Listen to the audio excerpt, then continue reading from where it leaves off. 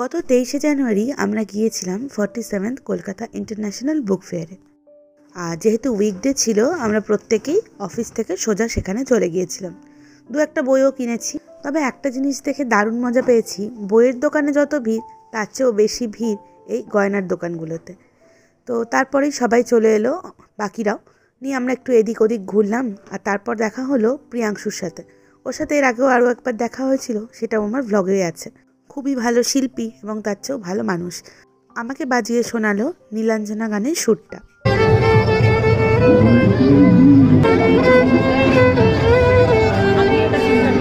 তবে সেদিন যে শুধুমাত্র প্রিয়াংশুই আমাকে নীলাঞ্জনা গানের সুরটা শুনিয়েছে তা নয়, বরং সেদিন সাক্ষী থাকলাম একটা অপূর্ব ঘটনার।